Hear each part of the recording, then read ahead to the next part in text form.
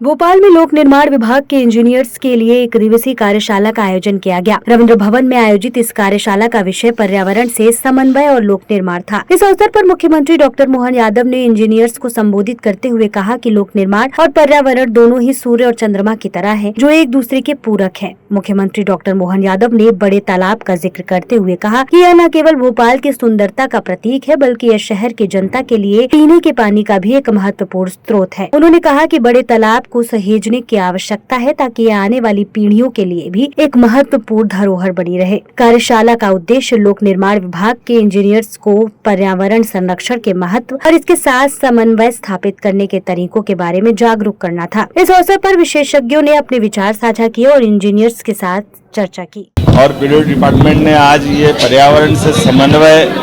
विभाग के द्वारा एक कार्यशाला का आयोजन किया, जिसमें पर्यावरणविद माननीय गोपाल आर्य जी, हमारे निर्माण और कई प्रकार के इस व्यवस्था के जानकार माननीय टीपी सिंह जी और कई विद्वानों ने आज कार्यशाला में भाग लिया है और कार्यशाला चल रही है। एक विभाग अपने काम के करते करते प्रकृति के साथ में भी तालमेल कैसे रखे, पर्यावरण के साथ में तालमेल कितना बनाए और अपने निर्माण की गुणवत्ता का भी ध्यान रखे, ऐसे आज पवित्र भाव के साथ आज कार्यशाला आयोजित की गई है। मेरी अपनी ओर से माननीय राकेश सिंह जी, माननीय मंत्री पीडब्ल्यूडी डिपार्टमेंट को मैं बधाई देना चाहूँगा, जिन्होंने अपने इस मूल भाव के साथ पूरे देश के बाकी मंत्रालयों को एक प्रेरणा देने का काम किया है कि निर्माण विभाग में केवल पर्यावरण से वन, पेड़, प्रकृति को हानि नहीं होती है, उससे तालमेल कैसे किया जा सकता है, इस पे विचार होना चाहिए। लोक निर्माण विभाग के द्वारा माननीय मुख्यमंत्री डॉक्टर मोहन यादव जी के मुख्य आतिथ्य में पर्यावरण से समन्वय इस विषय पर एक कार्यशाला आयोजित है। माननीय मुख्यमंत्री जी ने उसमें अपना वक्तव्य दिया